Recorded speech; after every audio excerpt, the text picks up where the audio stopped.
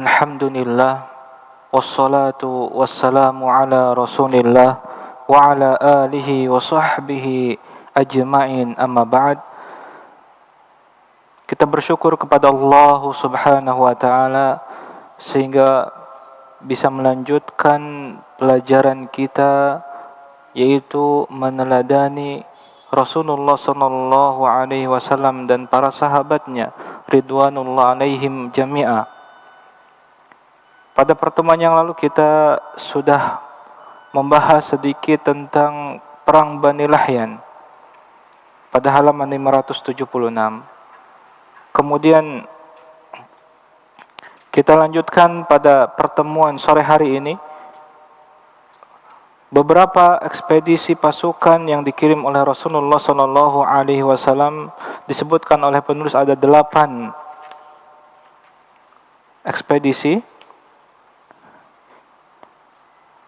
Kita akan mulai dengan yang pertama, yaitu ekspedisi Uqashah bin Mihsan al-Ghamr pada bulan Rabiul Awal tahun 6 Hijriah.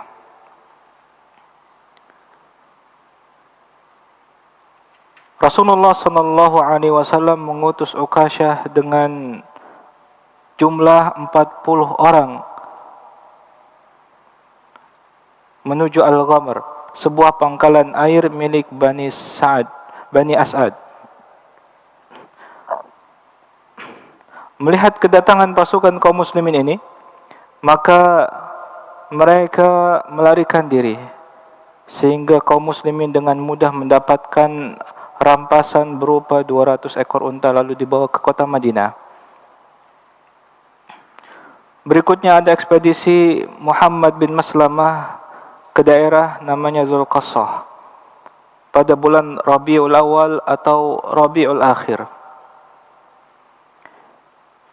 Muhammad bin Maslamah pergi bersama 10 orang.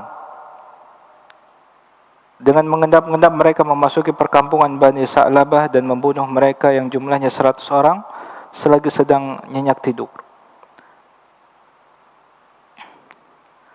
Kemudian Muhammad bin Maslamah mendapatkan luka pada peristiwa ini. Ini yang lebih tepat bukan sebagian rekannya, tapi sahabat Muhammad bin Maslamah itu sendiri yang mendapatkan luka pada ekspedisi ini.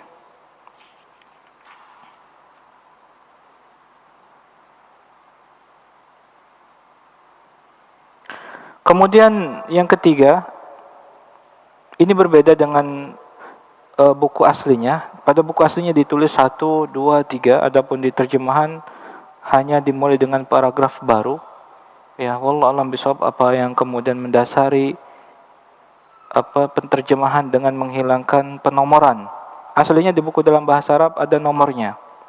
Yang ketiga, ekspedisi Abu Ubaidah bin Al-Jarrah ke daerah Zulqassah pada bulan Rabiul Akhir tahun 6 Hijriah. Rasulullah sallallahu alaihi wasallam mengutus bersama 40 orang. Mereka berjalan kaki pada malam itu, kemudian tiba di perkampungan Bani Sa'labah pada pagi harinya.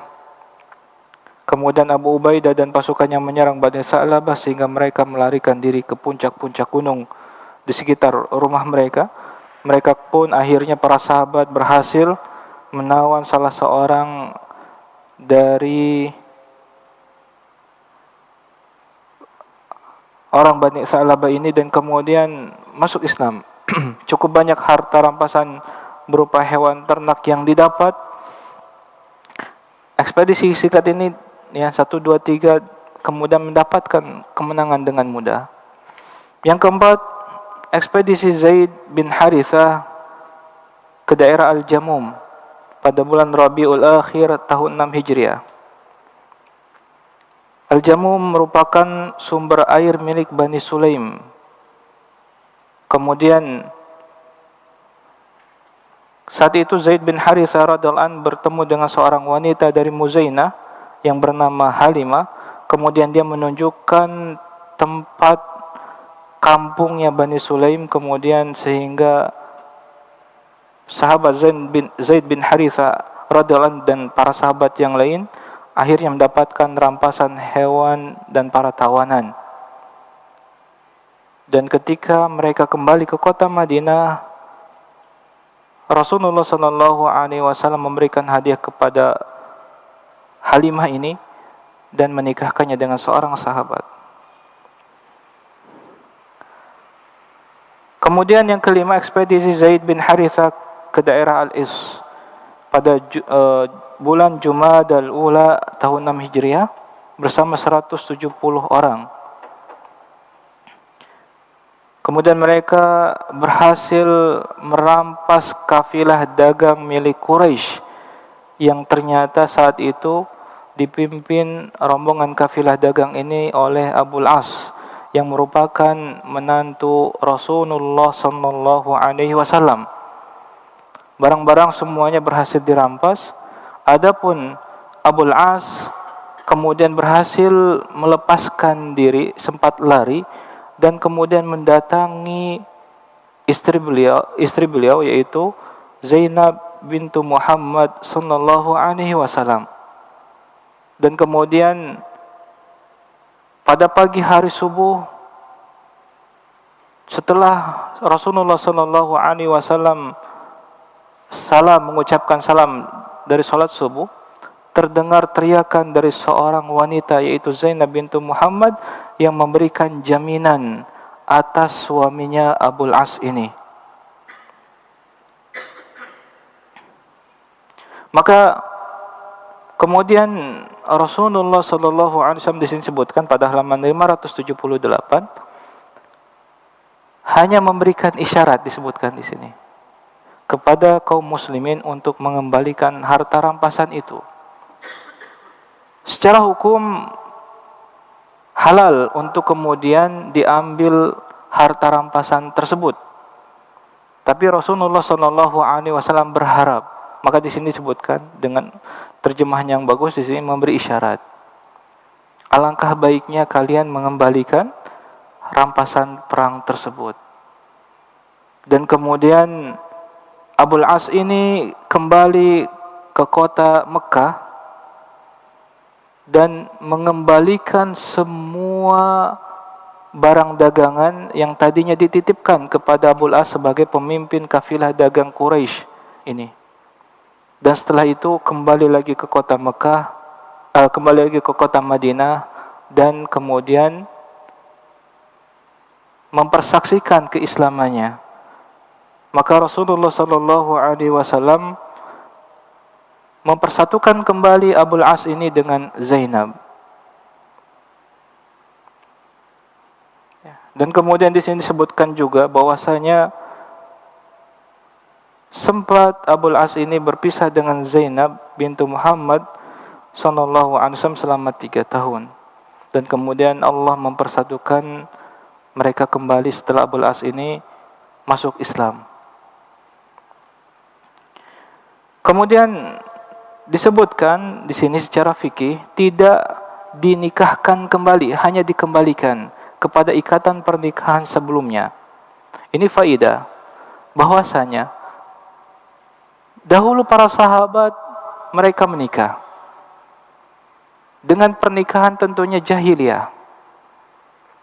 Ketika mereka masuk Islam, tidak diperlukan lagi akad ulang, ya, atau pengulangan akad nikah. Bahkan Rasulullah sallallahu alaihi wasallam menikah dengan Khadijah radhiyallahu anha pada masa jahiliyah tentunya, sebelum menjadi seorang nabi. Dan setelah menjadi nabi tidak disebutkan riwayat ada pengulangan akad nikah. Bisa dipahami semuanya ya. Maka ketika keduanya masuk Islam, maka pernikahan sebelumnya sah.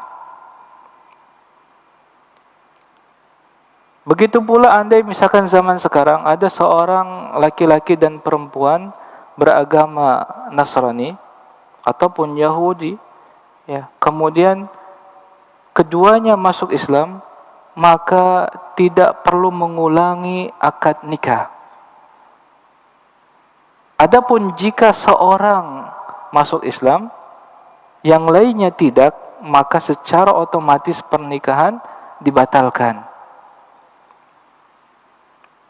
Bisa dipahami ya?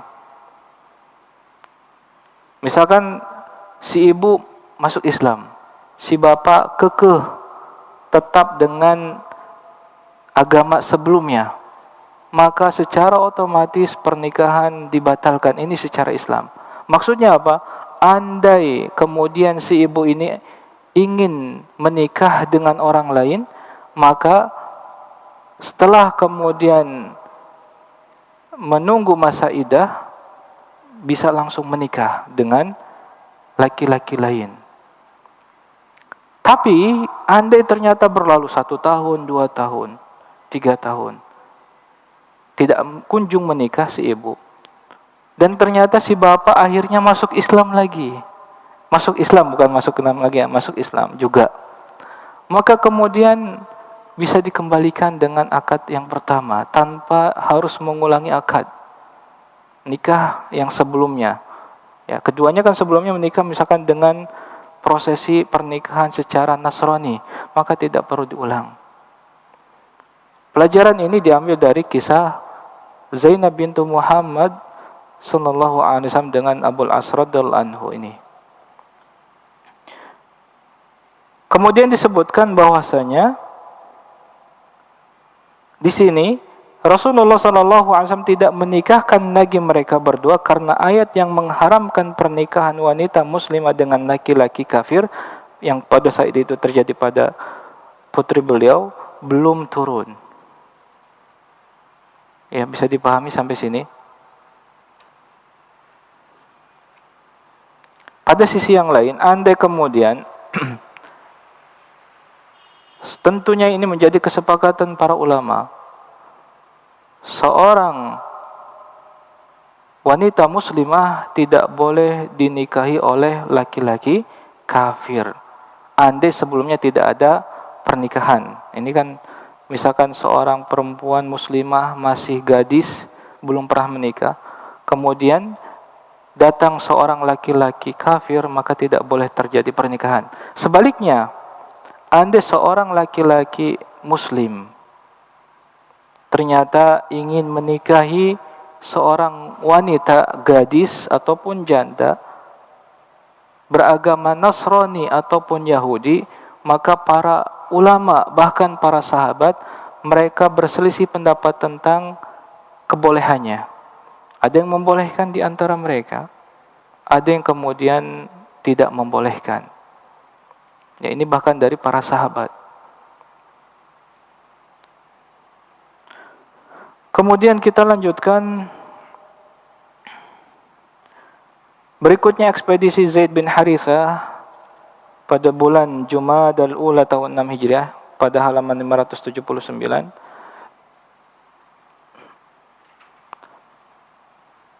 Yaitu menuju perkampungan Bani Sa'labah. Kemudian ekspedisi Zaid bin Harithah radhiyallahu anhu ini kemudian berhasil mendapatkan rampasan 20 ekor unta dan kembali ke kota Madinah setelah 4 hari. Berikutnya juga sama ekspedisi sahabat Zaid bin Harithah radhiyallahu anhu ke daerah Wadil Qura. Kemudian untuk ekspedisi ini ternyata penduduk Wadil Qura berhasil menyerang pasukan kaum muslimin sehingga mengakibatkan terbunuhnya, syahidnya 9 orang. Dan kemudian 3 orang berhasil melepaskan diri. Jumlah semuanya ekspedisi ini 12 orang, termasuk Zaid bin Harithah yang berhasil melepaskan diri dari penyerangan penduduk Wadil Qura ini. Kemudian terjadi juga peristiwa yang unik. Ekspedisi Al-Khabat, di sini Al-Khabtu ditulisnya, bisa kemudian dibaca Al-Khabat. Apa itu? Satuan pasukan yang kemudian mereka memakan Khabat ini pasir. Jabir bin Abdullah menuturkan Rasulullah sallallahu alaihi wasallam mengutus kami yang berjumlah 300 pengendara di bawah pimpinan Abu Ubaidah bin Jarrah untuk mengintai kafilah dagang Quraisy. Karena kami kehabisan bekal dan kelaparan, maka kami memakan pasir.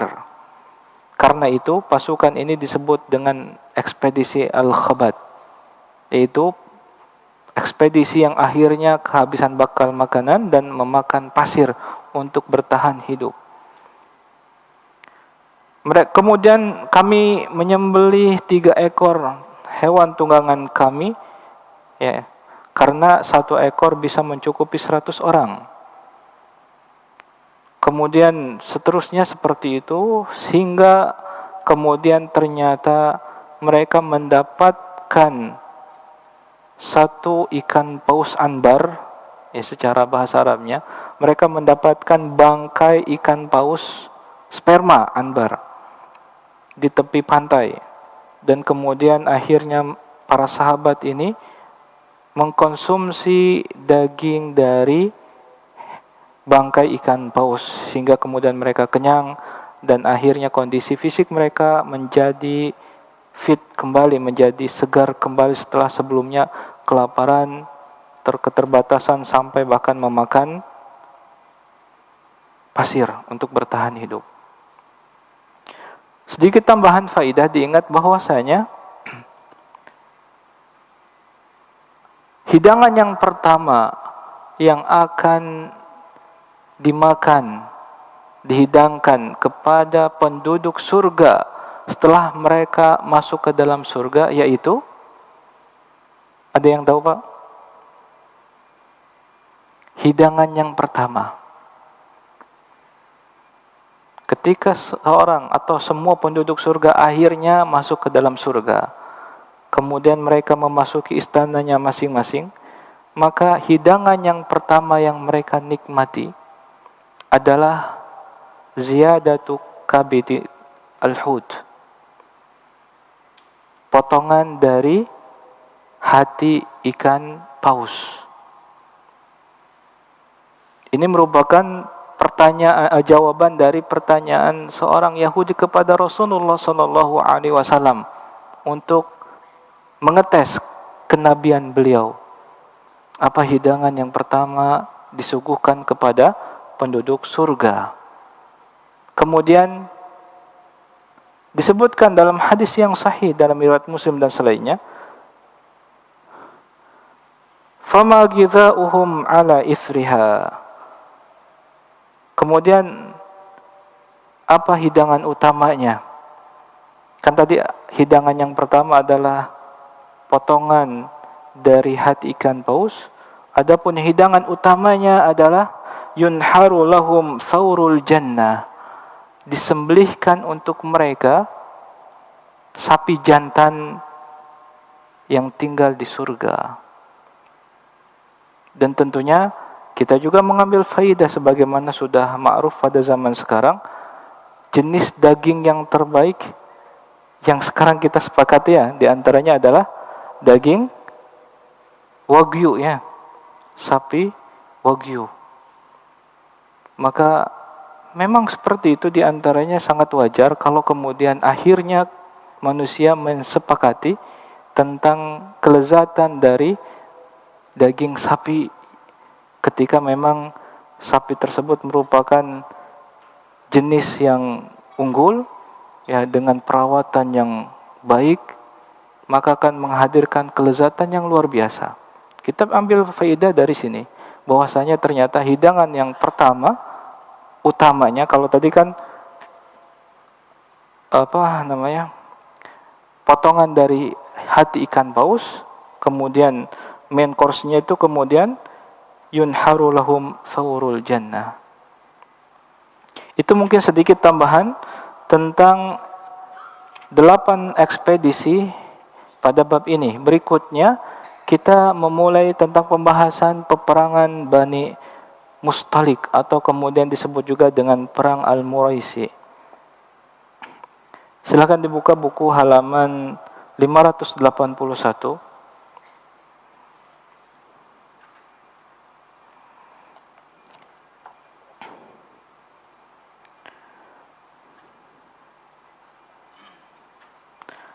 Banyak faidah dari peperangan Bani Mustalik ini. Kita mulai dengan bahwasanya penulis Syekh Safiur Rahman kemudian menguatkan pendapat bahwasanya perang Bani Mustalik ini terjadi setelah perang Ahzab pada tahun 6 Hijriah, bulan Sya'ban pada tahun 6 Hijriah. Bahkan kemudian belum menetapkan bahwasanya ini menurut pendapat yang lebih benar. Disebutkan juga beberapa alasannya pada catatan kaki. Kemudian latar belakang peperangan ini bahwa Nabi Muhammad sallallahu alaihi wasallam mendapatkan informasi bahwa pemimpin dari Bani Mustalik Al-Harith bin Abu Dirar kemudian mengumpulkan kaumnya dan orang-orang yang berada dalam kekuasaannya untuk memerangi kaum muslimin. Tidak bosan, tidak jera ketika mereka mendapati kenyataan pada perang Ahzab, mereka harus pulang tanpa melanjutkan peperangan, bubar. Ketika Allah Subhanahu wa taala akhirnya setelah sebulan mengirimkan angin yang sangat kencang, menghancurkan tenda-tenda perbekalan mereka, tercerai-berai. Kemudian Allah sisipkan rasa takut yang luar biasa pada jiwa mereka, sehingga kemudian mereka sendiri yang kemudian akhirnya meninggalkan medan perang. Ternyata pemimpin Bani Mustalik ini, Al-Harith bin Abu Dirar, seolah kemudian menganggap bahwasanya masih ada kesempatan untuk memenangkan perang dengan Rasulullah sallallahu alaihi wasallam ini. Dia kemudian menghimpun kekuatan, membujuk orang-orang kaumnya sendiri dan tetangga-tetangganya dari Bani Mustalik ini agar kemudian berusaha memerangi Rasulullah sallallahu alaihi wasallam. Maka Rasulullah sallallahu alaihi wasallam akhirnya kemudian mengutus seorang sahabat bernama Buraidah bin Al-Husayb Al-Aslami radhiyallahu anhu untuk menyelidiki informasi penghimpunan kekuatan dari Al-Harith bin Abu Dirar ini. Setelah yakin, maka kemudian beliau kembali menghadap Rasulullah sallallahu alaihi wasallam dan menceritakan yang sebenarnya, bahwa benar ada usaha untuk kemudian mengumpulkan kekuatan memerangi Rasulullah sallallahu alaihi wasallam dan para sahabat di kota Madinah. Maka sebelum bulan Sya'ban berakhir, Rasulullah sallallahu alaihi wasallam menghimpun para sahabat agar kemudian bergerak memerangi Bani Mustalik ini.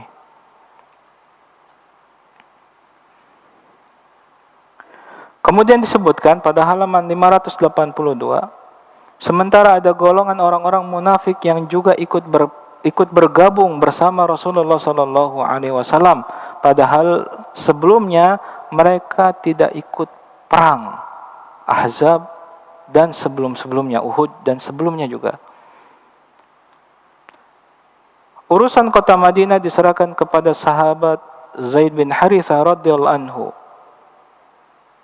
Juga disebutkan riwayat bahwasanya adalah sahabat yang lain, yaitu Abu Dzar radhiyallahu anhu.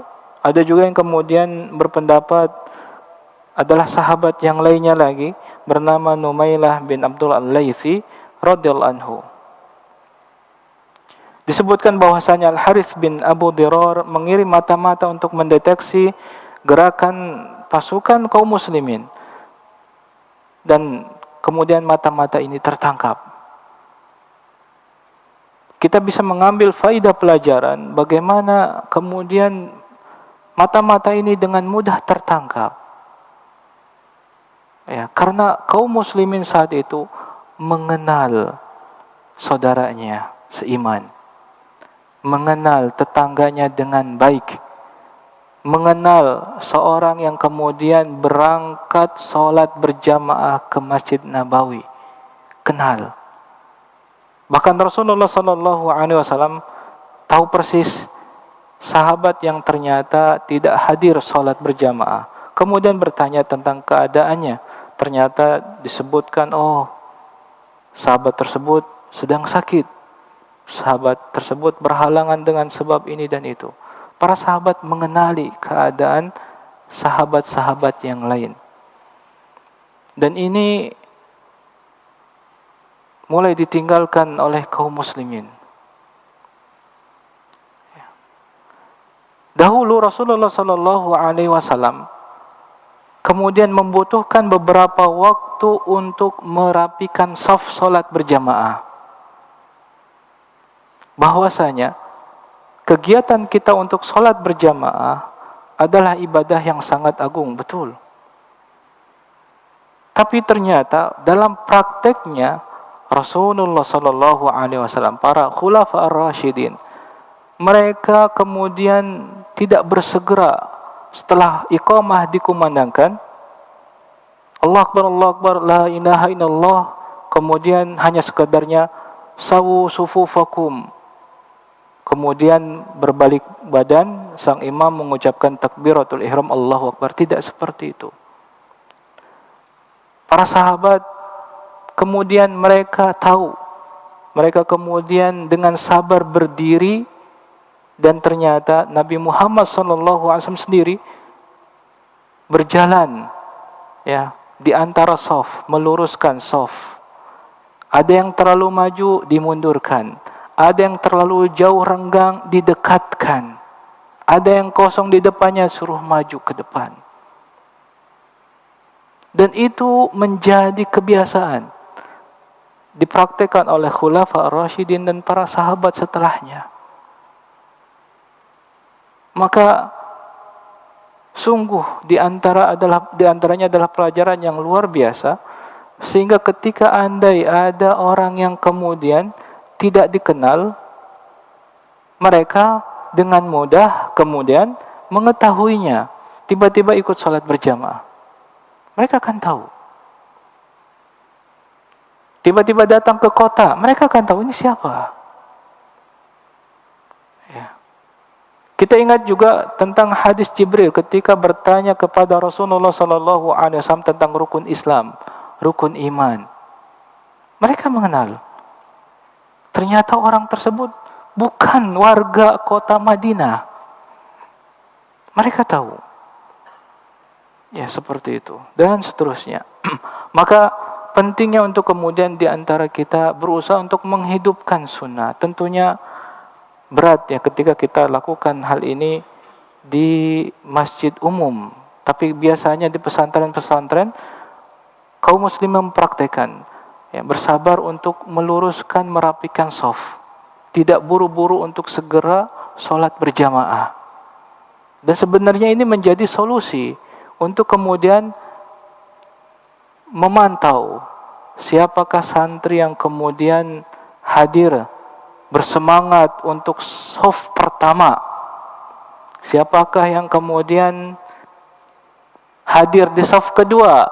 Siapa yangkah kemudian yang ternyata belum terlihat bahkan di shaf terakhir? Sehari kita bisa ambil kewajaran, mungkin sedang ada hajat. Tapi kalau terus-terusan ternyata ya ketika dijumpa setiap hari sampai waktu yang kemudian ditunggu hampir ditegakkan sholat berjamaah, ini tiap hari terlambat terus. Tiap hari terlambat terus. Maka kemudian lebih mudah untuk mengevaluasi.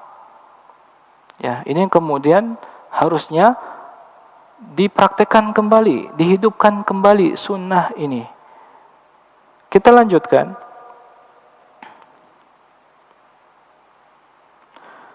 Pada paragraf yang ketiga, saat ketika ternyata Al-Harith bin Abu Dirar dan kaumnya mendengar tentang keberangkatan Rasulullah sallallahu alaihi wasallam, juga tentang terbunuhnya mata-mata yang dia utus, maka Allah Subhanahu wa taala mengirimkan rasa takut kepada Al-Harith ini dan juga kabilah Bani Mustalik.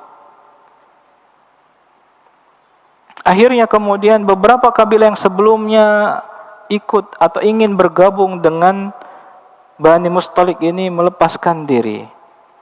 Ya, ingin berpisah, mengkhawatirkan keselamatan mereka sendiri, khawatir kekalahan, maka kemudian satu persatu mereka memisahkan diri dari Bani Mustalik. Disebutkan kemudian akhirnya Rasulullah sallallahu alaihi wasallam dan para sahabat sampailah pada satu tempat yang kemudian dikenal dengan Muraisi, yaitu sebuah mata air milik mereka Bani Mustalik di daerah Qudaid. Kemudian kaum muslimin bersiap-siap untuk perang. Rasulullah sallallahu alaihi wasallam membariskan para sahabat.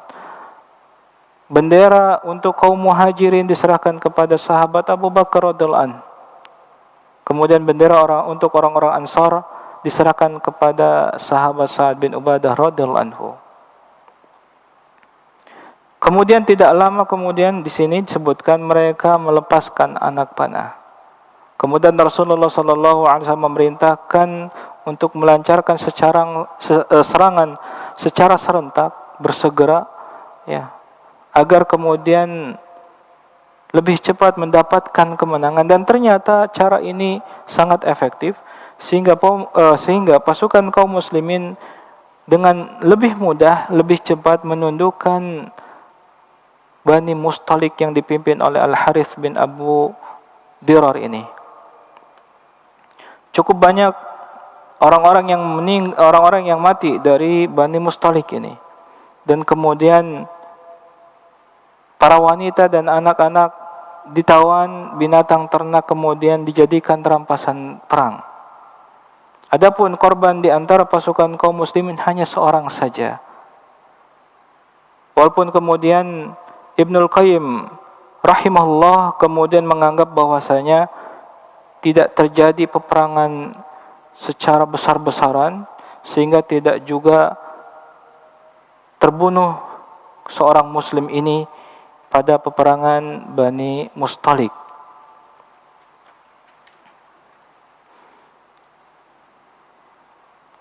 Kemudian disebutkan bahwasanya menurut Ibnul Qayyim, Rasulullah sallallahu alaihi wasallam hanya mengepung hingga kemudian Bani Mustalik menyerah.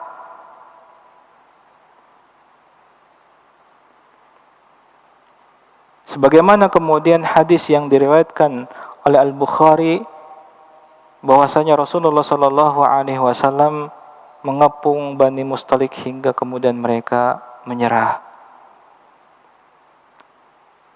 Ketika kita melihat sudut pandang peperangan, tentunya seolah peperangan Bani Mustalik ini sederhana, dimenangkan dengan kemudahan dari Allah Subhanahu wa taala. Rasulullah sallallahu alaihi wasallam mengepung mereka dan kemudian mereka menyerah.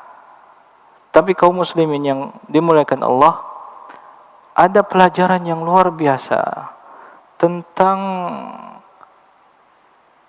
peran orang-orang munafik dan kemudian kisah hadithul ifk, berita dusta yang menimpa ibunda Aisyah radhiyallahu anha, tuduhan dusta kepada Ummul Mukminin, istri Nabi Muhammad sallallahu alaihi wasallam, yaitu Aisyah radhiyallahu anha. Dan ini merupakan pelajaran yang sangat berharga bagi kita semua tentang hadithul ifki ini, berita dusta ini. Maka kemudian penulis Syekh Safiur Rahman ketika menceritakan tentang perang Bani Mustalik yang aslinya singkat dan seolah lebih sederhana dibandingkan perang Ahzab dan sebelumnya perang Uhud, Kemudian memberikan pembahasan peran orang-orang munafik sebelum perang Bani Mustalik. Kemudian dengan panjang lebar ya menceritakan tentang orang-orang munafik ini. Kemudian perang orang-orang munafik dipisahkan lagi dalam perang Bani Mustalik. Ini kan sebelum, sampai 2 lembar. Kemudian setelahnya lagi ketika perang terjadi. Ya, tadi sempat disebutkan ada beberapa orang munafik enggak ikut perang Ahzab, tidak ikut perang Uhud, tapi perang Bani Mustalik ini mereka ikut. Dan kemudian tentunya mereka melakukan kekacauan sehingga diabadikan oleh Allah Subhanahu wa taala dalam Al-Qur'an tentang kebusukan kelakuan dari orang-orang munafik ini. Dan yang paling besar diantaranya adalah tentang berita bohong yang menimpa Ummul Mukminin Aisyah radhiyallahu anha. Mungkin ini yang bisa saya sampaikan pada pertemuan yang singkat ini di sebelum maghrib. Kita akan lanjutkan setelah maghrib insyaallah. Ya, bentar lagi masuk waktu sholat maghrib.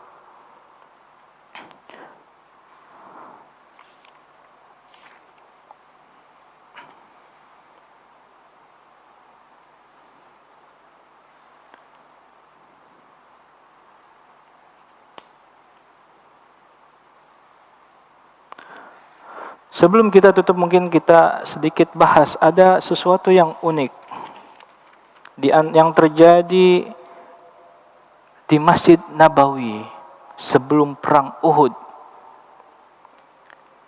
Kelakuan dari dedengkot pemimpin orang-orang munafik Abdullah bin Ubay bin Salul. Dahulu sebelum perang Uhud, Abdullah bin Ubay bin Salul dia berdiri kemudian melakukan ceramah singkat sebelum khutbah Jumat. Jadi sebelum Nabi Muhammad SAW mengucapkan Assalamualaikum warahmatullahi wabarakatuh, kalau zaman sekarang kan ada pengumuman dari DKM masjid tentang masjid ya, tentang pemasukan dan pengeluaran dan lain-lain. Tapi dahulu Abdullah bin Ubay bin Salul kemudian berdiri mengatakan hadza Rasulullah, inilah Rasulullah sallallahu alaihi wasallam baina azhurikum, di antara kalian. Akramakumullah wa azakum bih, Allah memuliakan kalian dengan keberadaan Rasulullah sallallahu alaihi wasallam ini. Fansuruh, maka tolonglah, aziruh, wasma'ulah wa ati'u, bahkan ada ungkapan dengarkan dan taati.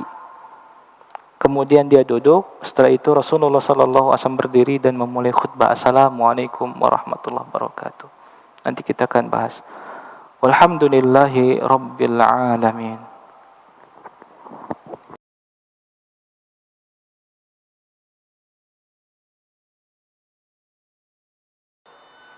Ya, kita lanjutkan. Alhamdulillahi ala ihsanihi wa syukuru lahu ala taufiqihi wa amdinani. Asyhadu an la ilaha illallah wahdahu la syarika lah wa asyhadu anna Muhammadan abduhu wa rasuluhu ad-da'i ila ridwani sallallahu alaihi wa ala alihi wa sahbihi amma ba'd. Kita lanjutkan. Barusan kemudian Pak Sanusi mengabarkan kepada kita jarak antara kota Madinah dengan Bani Mustalik sekitar 300 km. Sangat mengejutkan. Tapi yang lebih mengejutkan lagi, bagaimana orang-orang kafir berjalan lebih jauh lagi dari kota Mekah menuju Madinah untuk membunuh Nabi Muhammad SAW, perang Uhud, ya, perang Ahzab dan seterusnya, demi membela kebatilan mereka.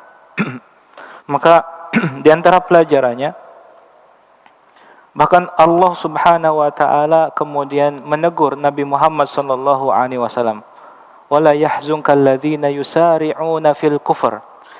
Wahai Muhammad, engkau jangan bersedih ketika jumpa ada orang yang bersemangat, bersegera menuju kekafiran, menuju dosa, melakukan kemaksiatan, yang tentunya itu adalah kebinasaan, sebab untuk masuk neraka yang dalam. Bisa dipahami semuanya Bapak-bapak? Ya. Di dunia ini ada orang yang kemudian ditakdirkan masuk surga, ada yang ditakdirkan harus masuk neraka. Kemudian hanya saja kita nggak tahu siapakah yang kemudian benar-benar ditakdirkan untuk masuk neraka. Karena ada kalanya dahulu Abu Sufyan memimpin pasukan Uhud, ya, orang-orang kafir Quraisy di perang Uhud. Tapi kemudian hari masuk Islam. Yang menjadi sebab kekalahan perang Uhud adalah Khalid bin Walid. Saat itu masih kafir, tapi di kemudian hari menjadi seorang muslim. Ya. Kita tidak tahu. Tapi di antara mereka ada yang benar-benar mati dalam keadaan kafir. Tentunya Rasulullah sallallahu alaihi wasallam harisun alaikum bil mu'minin.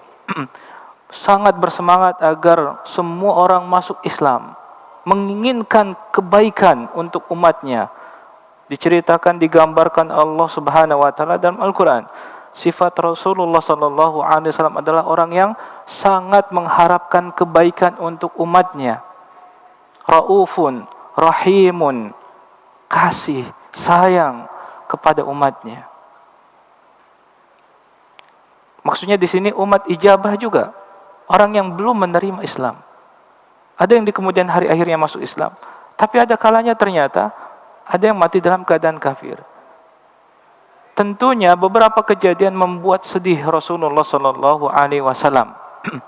Ada yang sedihnya masih mending, ya, dalam artian bukan kerabat. Ada yang kemudian sedihnya tentunya menjadi semakin perih ketika ternyata yang meninggal dalam keadaan kafir adalah kerabat Abu Thalib. Rasulullah sallallahu alaihi wasallam sangat sedih dengan kematian Abu Thalib. Tapi yang kemudian lebih sedih lagi ketika jumpa ada orang-orang diajak untuk masuk surga, tapi kemudian menolak, memilih untuk masuk neraka. Sedangkan Rasulullah sallallahu alaihi wasallam adalah orang yang paling tahu tentang kebenaran nikmatnya surga, seramnya neraka. Beliau mengilmui, bahkan beliau melihat, melewati surga ketika Mi'raj. Naik langit 1, 2, 3, 4, 5, 6, 7, kemudian melewati surga. Pada kesempatan yang lain sering Rasulullah sallallahu alaihi wasallam diberikan gambaran tentang hakikat surga. Diberikan gambaran tentang hakikat neraka. Maka kemudian ada hadis Nabi sallallahu alaihi wasallam, andai seorang benar-benar mengetahui tentang hakikat surga, juga mengetahui tentang hakikat neraka, la dahiktum qalilan, akan sedikit tertawa, la bakaitum katsiran, dan akan banyak menangis. Ya. Itu sekilas. Kita lanjutkan tentang perang Bani Mustalik ini. Kemudian di antara keunikannya penulis Syekh Safiur Rahman kemudian memberikan penjelasan yang sangat panjang tentang orang-orang munafik sebelum perang, ketika perang. Kita tahu bahwasanya beberapa kali di antaranya Umar bin Al-Khattab radhiyallahu anhu berkata, "Ya Rasulullah, wahai Rasul, izan li, izinkan aku an adrib unuqah, untuk penggal orang munafik itu." Tapi tidak diizinkan. Kenapa? Maka kita akan bahas, ya, bahwasanya adalah hikmah yang luar biasa pada peristiwa di antaranya perang Bani Mustalik ini. Akhirnya Umar bin Al-Khattab sadar Kenapa dahulu nggak diizinkan? Kenapa nggak diizinkan? Kenapa nggak diizinkan? Dan akhirnya diizinkan, gitu kan. Tapi tidak dilakukan juga. Luar biasanya seperti itu. Halaman 584. Kita mulai dengan tokoh paling utama dari orang-orang munafik, yaitu Abdullah bin Ubay bin Salul. Sebagaimana dahulu kita sering mengulang-ulang tentang orang ini, andai, ini bahasanya ya, Rasulullah sallallahu alaihi wasallam tidak hijrah ke kota Madinah, hampir saja Abdullah bin Ubay bin Salul ini kemudian diangkat menjadi pemimpin kota Madinah.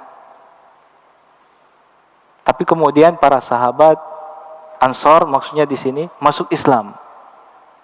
Dan kemudian mendapatkan kemuliaan dengan hijrahnya Nabi Muhammad sallallahu alaihi wasallam. Maka pupuslah keinginan cita-cita Abdullah bin Ubay bin Salul ini. Diceritakan bahkan orang-orang yang tinggal di kota Madinah, Khazraj dan Aus, sudah menyiapkan mahkota sebagai pengesahan kepemimpinan dari Abdullah bin Ubay bin Salul. Tinggal menunggu hari pelantikan dan kemudian gagal. Maka ini juga cobaan. Orang yang kemudian condong kepada dunia, bukan kebahagiaan. Orang yang kemudian condong kepada jabatan, bukan kebahagiaan. Kadang kita luput. Saya sering kemudian memberikan nasihat kepada santri. Tujuan sekolah. Kemudian andai kuliah. Setelah kuliah kerja. Tujuannya apa? Kalau kemudian tujuannya untuk cari uang, setelah dapat uang untuk apa? Kalau kemudian berpikir mengejar impian, punya rumah yang bagus, punya istri yang cantik solehah, punya kendaraan yang mewah, maka pertanyaan berikutnya, andai semua itu sudah terwujud, apakah goal finalnya ya, kemudian tercapai dan kemudian seolah selesai, bahagia? Maka tidak mungkin kemudian kita jawab, akhirnya Anda mendapatkan kebahagiaan dunia. Enggak. Semakin besar rumah, semakin besar perawatannya, semakin besar pajaknya, dan seterusnya. Juga sama, ada kalanya dapat istri yang cantik, belum tentu soleha. Ya. Ketika cantik dan soleha ternyata ditunggu jandanya, ini juga bisa terjadi. Dan seterusnya. Bukan berarti kemudian setelah semua didapatkan, selesai dan mendapatkan kebahagiaan, tidak. Maka luruskan kembali untuk kemudian memahami arti kebahagiaan. Kumpulkan kebahagiaan. Kumpulkan kebahagiaan. Bukan kumpulkan kesenangan dunia. Beda antara kebahagiaan dengan kesenangan dunia. Ya. Maka kembali lagi, Abdullah bin Ubay bin Salul sudah ditakdirkan menjadi seorang munafik. Dan seolah menjadikan kegagalan dia mendapatkan kekuasaan kota Madinah menjadi pembenaran. Dia boleh melakukan dosa, yaitu kemunafikan. Memperlihatkan Islam, menyembunyikan kekufuran. Ini juga saya ingatkan bahwasanya kita tidak boleh kemudian mengambil ungkapan udah kepalang basah, sekalian kotor. Ini enggak boleh. Ya. Jangan takut kotor kalau iklan sabun. Tapi kita sebagai seorang muslim, andai kemudian melakukan kesalahan, maka bersegeralah untuk taubat. Contoh yang pertama adalah iblis. Ketika ternyata sudah melakukan kesalahan, tidak mau sujud atas perintah Allah Subhanahu wa taala, yaitu sujud kepada Nabi Adam, kemudian bertambah angkuh, bertambah sombong, sehingga kemudian meminta diberikan tenggat waktu untuk menjerumuskan anak manusia ke dalam neraka. Dia tahu indahnya surga, dia merasakan nikmatnya surga, tapi ternyata jiwa yang jelek, jiwa yang kemudian busuk ini mendorong dia untuk kemudian seolah egoismenya ini, keangkuhannya ini menganggap bahwasanya tidak apa, tidak mengapa masuk neraka. Yang penting banyak manusia anaknya Adam yang kemudian masuk neraka. Kebencian, hasad yang kemudian membinasakan. Ini juga terjadi Abdullah bin Ubay bin Salul. Betapa banyak kita jumpa. Contoh juga Abu Jahal adalah teman kecil Nabi Muhammad SAW.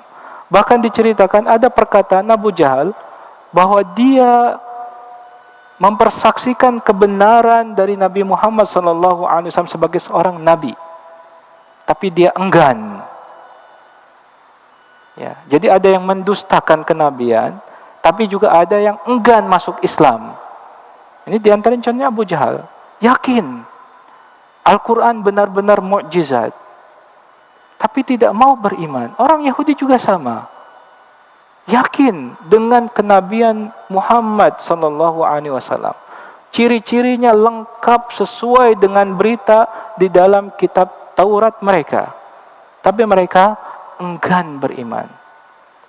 Maka penting bagi kita agar kemudian mengambil pelajaran ini. Ihdinas siratal mustaqim. Hadirkan hati kita ketika membaca surat Al-Fatihah ini.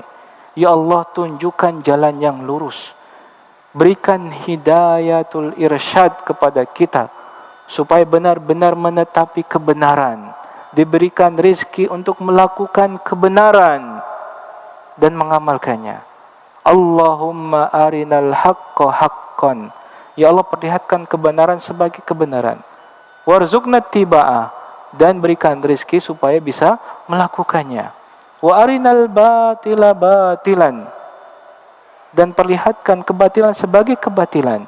Warzuqna jitinabah, dan kemudian berikan rizki supaya bisa menghindarinya. Betapa jelas mukjizat yang nampak di hadapan mata orang-orang munafik ini. Bayangkan para bapak-bapak, mereka hadir, bertemu langsung dengan Nabi Muhammad SAW. Seorang yang kemudian sekali lihat tampak diyakini sebagai orang yang jujur.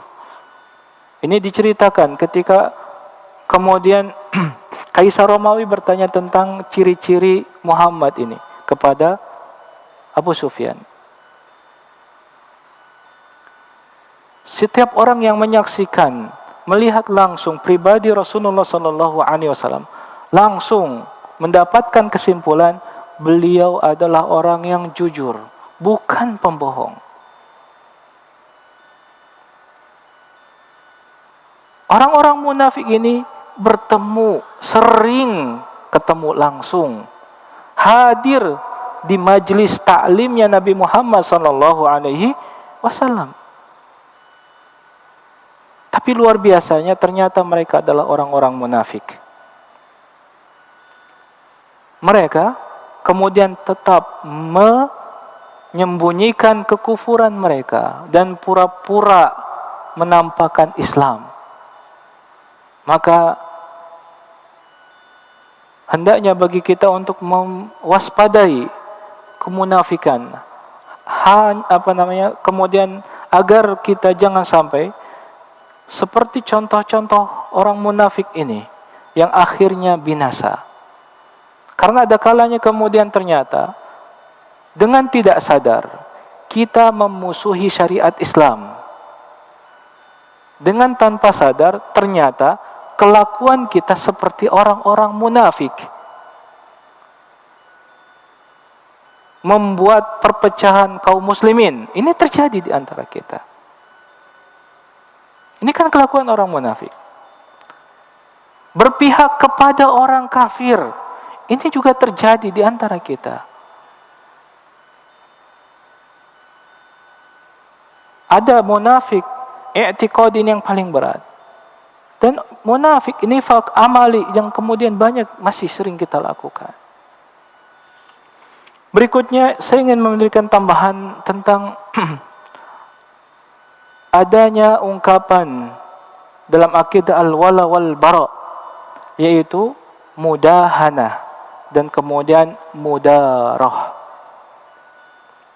Mudahanah, tarku an-nahyi 'anil munkar li gharadid dunya. Meninggalkan nahi munkar dengan tujuan dunia. Ada beberapa ulama kemudian memberikan ungkapan musara'ah, musalamah, basa-basi, kemudian cari aman. Bahkan di antaranya Syekh Muhammad bin Shalih Al-Utsaimin kemudian menceritakan tentang ada ungkapan di antara orang Arab juga. Udhun, as-sayru yasir. Lakukan suap, sogok, supaya lancar urusan.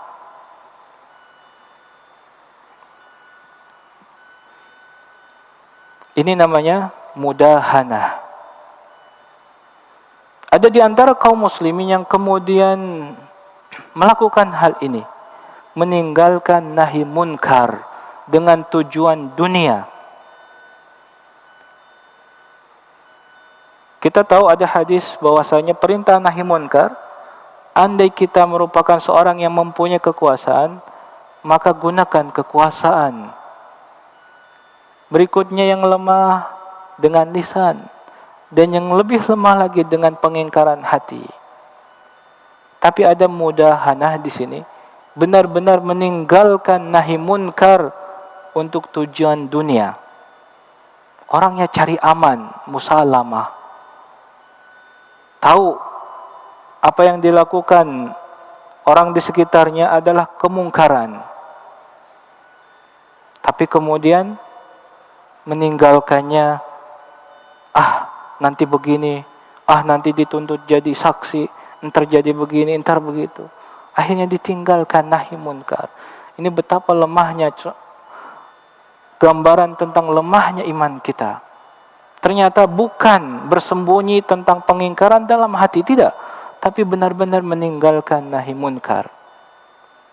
Balik lagi kisahnya tadi, Umar bin Al-Khattab ketika mendapatkan perilaku kekurang ajaran dari orang-orang munafik, dia mengatakan kepada Nabi Muhammad SAW, "I'zanli, izinkan aku an adrib unuka," untuk kemudian penggal kepalanya nih. Ini kan kecemburuan dalam Islam yang harusnya hadir pada setiap jiwa orang yang menyatakan Islam. Orang yang menyatakan ada iman di dalam hatinya. Ketika jumpa ada orang-orang yang jelas menunjukkan sifat kemunafikan, i'tiqadi, munafik dalam keimanannya, dia memperlihatkan kemunafikan secara keyakinan, maka seharusnya kita kemudian mengungkapkan kecemburuan Islam kita, seperti yang dilakukan oleh Umar bin Al-Khattab. Berapa kali kemudian para sahabat yang lain juga meminta izin untuk membunuh Abdullah bin Ubay bin Salul. Bahkan putranya sendiri, Abdullah bin Ubay bin Salul, berkata kepada Nabi Muhammad SAW, andai engkau ingin dia mati, izinkan aku saja sebagai putranya. Dia khawatir akhirnya kemudian ada perasaan dendam, andai ada orang lain yang bunuh Abdullah bin Ubay bin Salul ini. Putranya sendiri kemudian minta izin kepada Nabi Muhammad SAW. Wahai Nabi, jika engkau mengizinkan, aku saja yang bunuh bapakku karena kemunafikannya ini, karena kekurangan ajarannya ini, karena pengkhianatannya dan seterusnya. Maka hendaknya bagi kita untuk kemudian nanti sedikit demi sedikit kita ambil pelajaran dari kisah orang-orang munafik ini. Berikutnya yaitu mudarah. Kebalikannya, kalau mudahana haram, kalau mudarah adalah sesuatu yang kemudian sunnah, boleh dilakukan, bahkan hukumnya sunnah. Dalam riwayat yang sahih dari Imam Muslim dan selainnya, bahwasanya terjadi, diceritakan oleh Ibunda Aisyah radhiyallahu anha, ini sekilas dulu tentang namanya mudarah. Di dalam rumah Rasulullah sallallahu alaihi wasallam menceritakan tentang sosok orang munafik. Bi'sa akhul ashirah wa bi'sa ibnul ashirah, seburuk-buruk orang, seburuk-buruk seorang yang kemudian dijadikan saudara, dijadikan anak, saudara tapi kemudian nyusahin, anak tapi durhaka kepada orang tua. Nabi jarang ya mengucapkan celaan kepada seseorang. Ternyata orang ini masuk ke dalam rumah Nabi Muhammad SAW. Ketika dia duduk, yang terjadi adalah Rasulullah SAW berubah menjadi ramah, senyum kepada orang tersebut.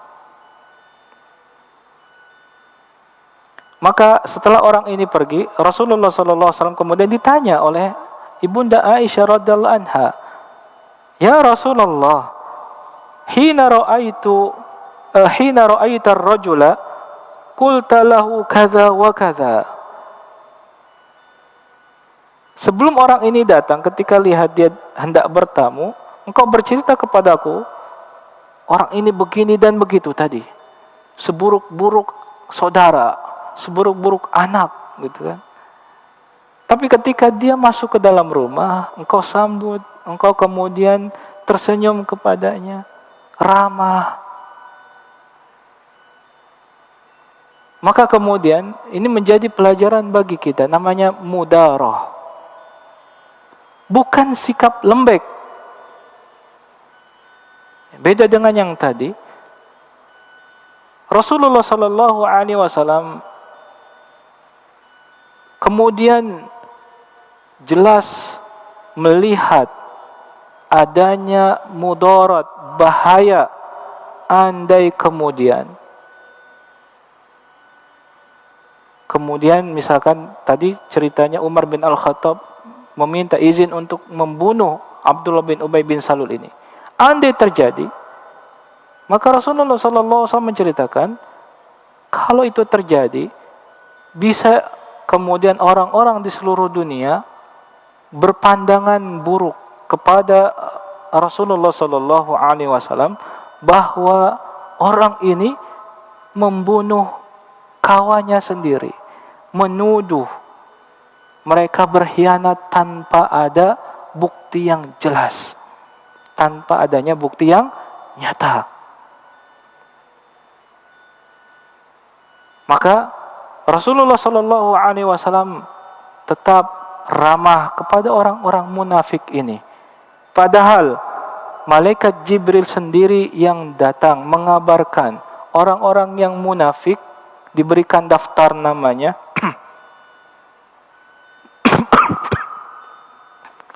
Maka ini adalah kebenaran absolut bahwasanya orang-orang munafik ini akan tetap munafik dan menjadi penghuni jahanam. Tapi Rasulullah sallallahu alaihi wasallam tetap diperintahkan untuk kemudian berbaik, ramah, menyambut orang munafik ini di hadapan mereka. Tadi saya sebutkan, bahkan Abdullah bin Ubay bin Salul melakukan tindakan yang luar biasa. Satu sisi kurang ajar. Nabi hendak memulai khutbah Jumat. Sebelum berdiri, Abdullah bin Ubay bin Salul ini berdiri duluan, naik ke mimbar duluan, mengucapkan ceramah singkat. Isinya bagus. Inilah Rasulullah. Kalian diberikan kemuliaan dengan datangnya beliau ke kota kita ini. Tolong dengar dan taati dia. Gak ada kata-kata yang salah dari ceramah singkatnya Abdullah bin Ubay bin Salul ini. Kebayang gak Pak, bagaimana perasaan yang bergojolak di dalam hati Nabi Muhammad SAW? Tahu ini orang munafik, pura-pura baik, bahkan kemudian berdiri naik mimbar sebelum Nabi khutbah Jumat.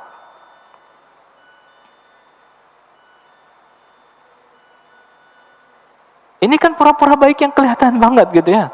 Nabi tahu. Belum kejadian yang lain. Berapa kali melakukan pengkhianatan ini, pengkhianatan itu, dan seterusnya. Tapi Nabi Muhammad SAW ternyata ramah kepada orang-orang munafik ini. Ini namanya mudaroh. Menghindari bahaya yang lebih besar. Menghindari bahaya yang lebih besar. Ini juga kemudian kita bisa praktekkan. Di antara kehidupan kita, kita jumpa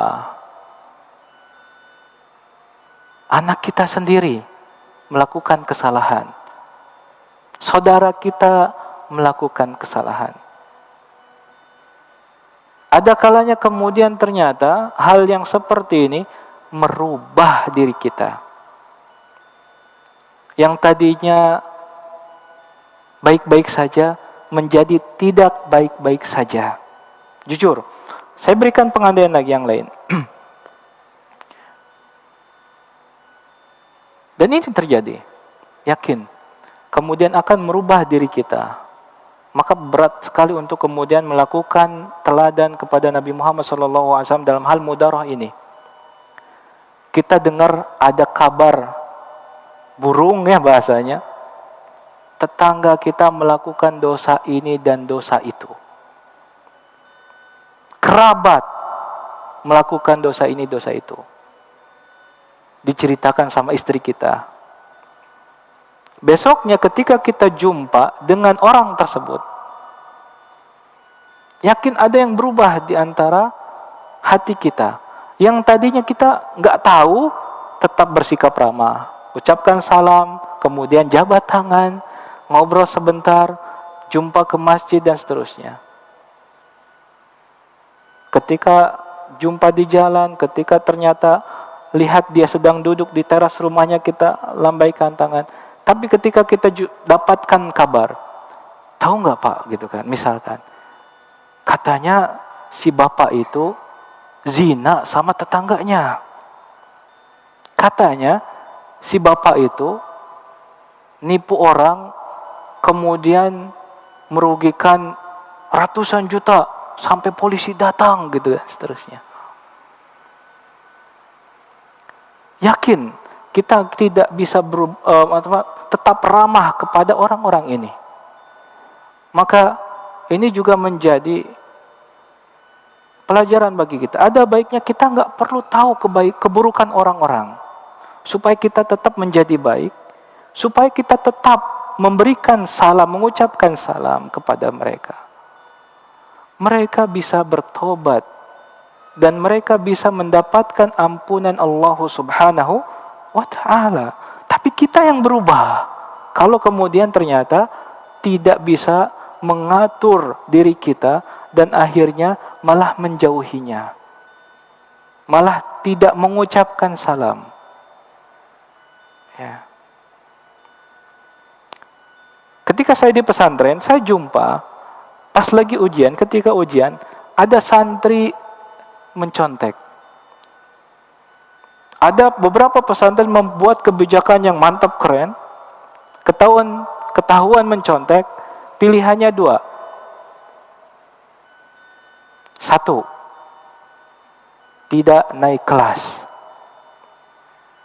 Yang kedua, boleh naik kelas, keluar rapot naik kelas, tapi harus pindah dari pesantren.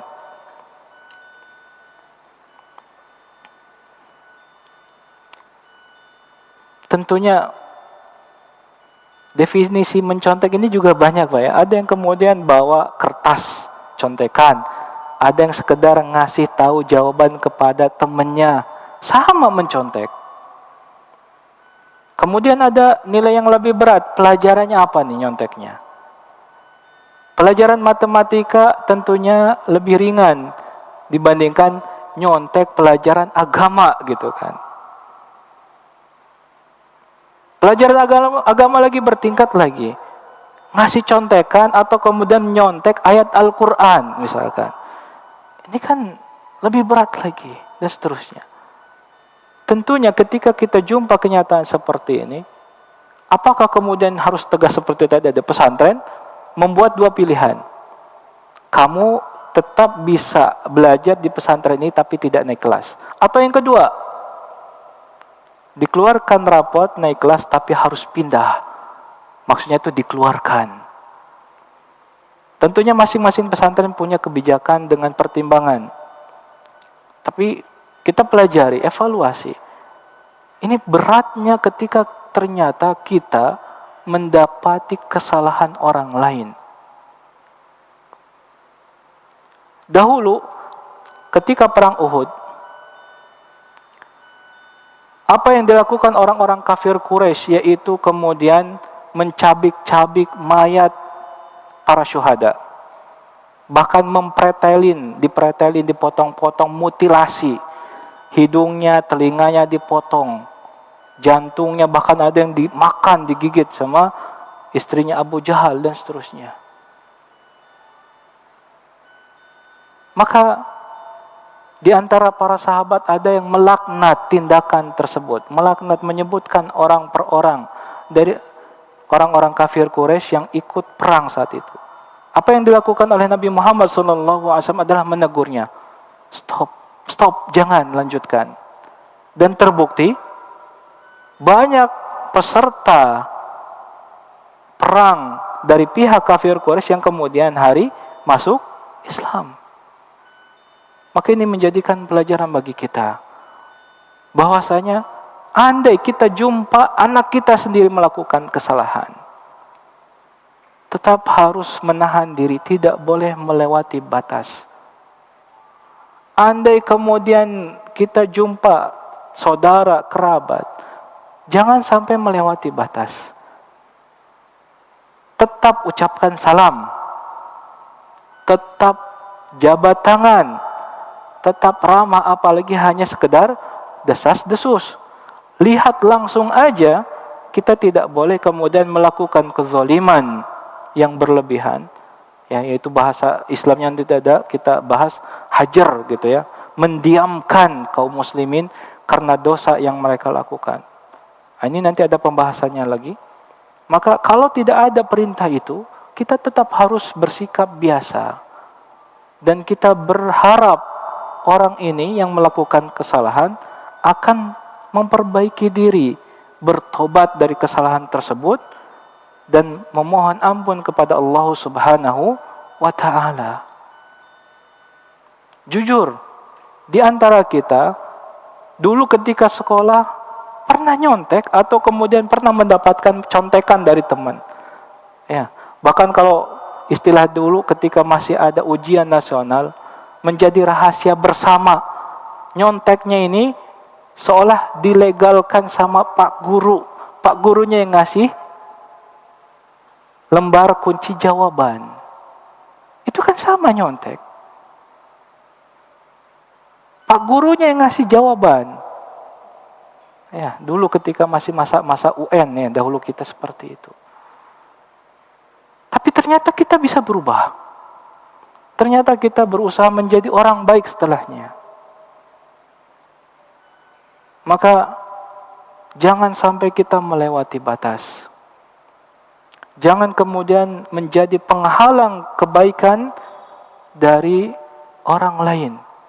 Karena kesalahan yang mereka lakukan. Andai benar mereka melakukan kesalahan, semuanya bisa bertobat. Semuanya bisa memperbaiki diri. Semuanya berkesempatan untuk masuk surganya Allah Subhanahu wa ta'ala.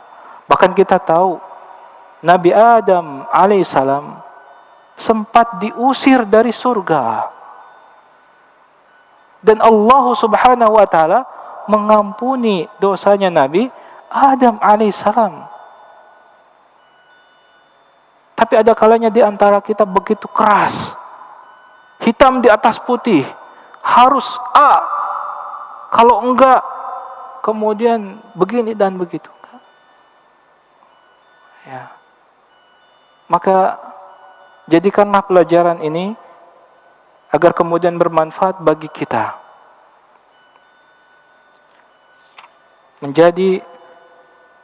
Menjadikan teladan kita Nabi Muhammad SAW dalam sifat mudarah ini, ya, kepada orang-orang munafik yang jelas kemunafikannya.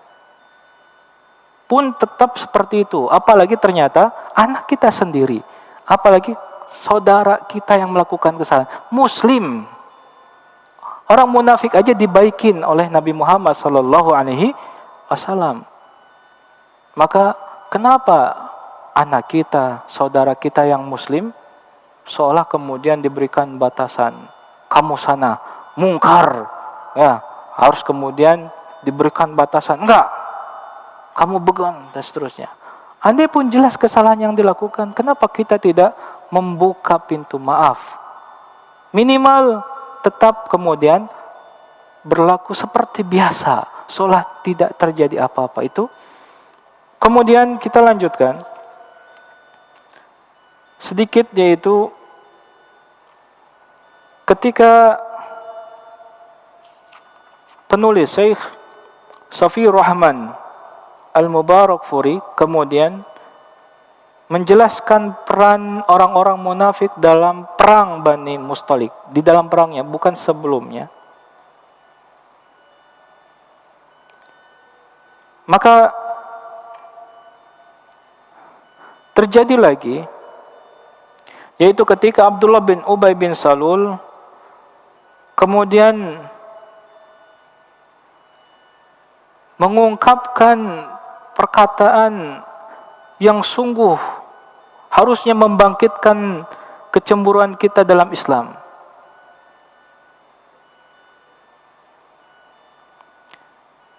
Diturunkan ayat Al-Quran menceritakan tentang kekurang ajaran Abdullah bin Ubay bin Salul ini. Lau kharaju fikum ma zadukum illa khabalan wa la awda'u khilalakum yabghunakumul fitnah. Mereka ikut perang, tapi ikutnya itu bukan menambah kekuatan kaum muslimin. Jika mereka berangkat bersama kamu, niscaya mereka tidak menambah kamu selain kerusakan belaka. Dan tentu mereka akan bergegas maju ke muka di celah-celah barisanmu untuk mengadakan kekacauan di antara kamu. Halaman 588. Abdullah bin Ubay bin Salul kemudian mengatakan, apakah mereka berani berbuat seperti itu ketika terjadi ada sahabat Ansar dan Muhajirin kemudian terjadi pertengkaran, aslinya pertengkaran kecil. Tapi ungkapan dari Abdullah bin Ubay bin Salul ini, mereka telah menyaingi dan mengalahkan kita justru di negara kita sendiri, di kota kelahiran kita sendiri Madinah. Demi Allah kita dan mereka tak ubahnya seperti pepatah, gemukkan anjingmu, niscaya ia akan menggigitmu. Setelah gemuk, si anjing akan gigit kamu. Demi Allah, jika kita kembali ke kota Madinah, dia ucapkan sumpah, demi Allah, andai kita kembali ke kota Madinah, maka penduduk yang mulia, maksudnya nih, penduduk asli kota Madinah akan bisa mengusir penduduk yang hina, yaitu orang-orang muhajirin dan termasuk Rasulullah SAW. Ini perkataan yang sangat kurang ajar, diucapkan oleh Abdullah bin Ubay bin Salul. Dan kemudian seorang sahabat Zaid bin Arqam mendengar perkataan ini dan menyampaikan kepada Nabi Muhammad sallallahu alaihi wasallam. Dan pembenaran pun turun ayat Al-Qur'an dari Allah Subhanahu wa taala tentang kekurangan ajaran dari Abdullah bin Ubay bin Salul ini.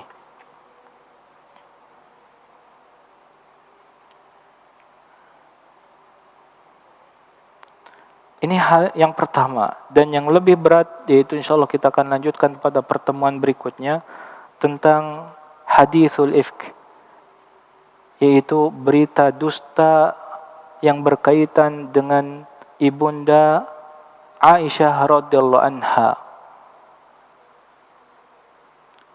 yang kemudian jelas syarat dengan banyaknya faidah hikmah di balik kisah yang berat tersebut. Seorang suami ketika mendapatkan kesalahan dari istrinya sendiri. Kalau tadi saya singgung anak, saudara, andai bapak-bapak dapat desas-desus kabar suami bapak selingkuh, kebayang gak Pak? Yang menjadikan hati kita ini apakah baik-baik saja? Dan ini dialami oleh Rasulullah sallallahu alaihi wasallam. Dan ternyata Allah Subhanahu wa taala tidak turunkan kejelasan perkara tersebut sampai 1 bulan. Apakah tuduhan itu benar ataukah bohong? Yang pasti Nabi Muhammad sallallahu alaihi wasallam mendapatkan kegelisahan. Istri yang sangat dicintai, Aisyah radhiyallahu anha, dituduh berzina. Dan itu beritanya ramai, satu penduduk kota tahu semuanya, ngegibahin, ngegosipin. Yakin ini adalah cobaan yang sangat berat kepada Rasulullah sallallahu alaihi wasallam dan juga ibunda Aisyah radhiyallahu anha. Insyaallah kita akan lanjutkan tentang peristiwa ini pada pertemuan berikutnya. Mungkin sampai sini ada yang ingin bertanya, silahkan. Tidak ada yang bertanya?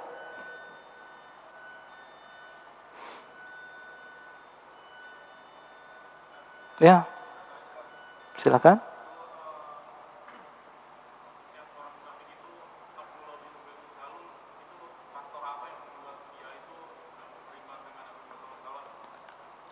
Ya. Itu aja. Faktor seseorang tidak mau beriman, yang pertama adalah takdir Allah Subhanahu wa taala yang kemudian sudah menetapkan seorang untuk tidak mau beriman. Kemudian ketika di dunia ada yang menjadi sebab dia tidak mau berimannya. Contoh yang sering kita jumpa tentang orang-orang Yahudi. Mereka meyakini kebenaran kenabian dari Muhammad sallallahu alaihi wasallam, tapi enggan. Atau bahasa yang lain, gengsi. Karena ternyata yang diutus bukan dari kalangan mereka, bukan seorang Yahudi, tapi keturunan dari Ismail, keturunan dari Hajar, Mereka menganggap bahwasanya Hajar ini kan tadinya budak yang dibebaskan, kemudian dinikahi oleh Nabi Ibrahim alaihissalam. Maka kedudukannya lebih rendah dan seterusnya. Pembenaran yang dilakukan seperti halnya iblis. Ana khairun minhu khalaqtani min nar.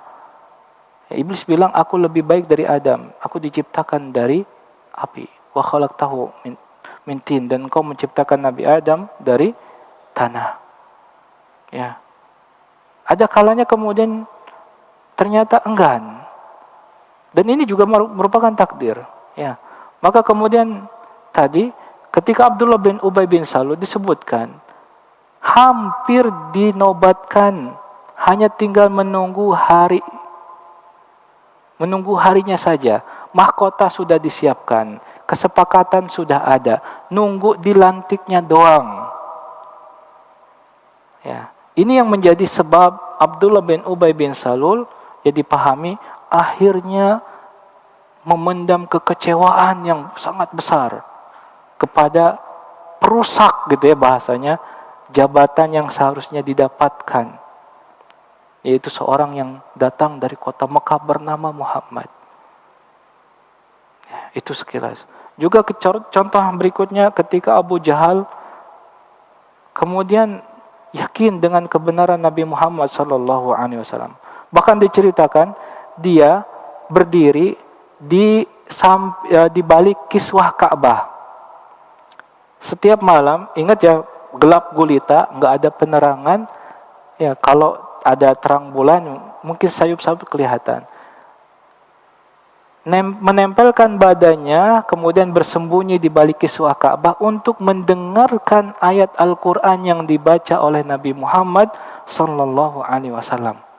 Dan Abu Jahal meyakini ini Al-Quran beneran mukjizat. Muhammad dia kenal dari kecil, teman main dari kecil, seorang yang jujur, nggak pernah bohong. Dan sulit dipahami, sulit kemudian dibayangkan orang ini akan bohong di masa depan. Tapi kemudian menjadikan Abu Jahal enggan untuk beriman. Ya, seperti itu. Abdullah bin Ubay bin Salul seperti itu. Wallahu a'lam bishawab. Kita cukupkan. Walhamdulillahi rabbil alamin. Subhanakallahumma bihamdik.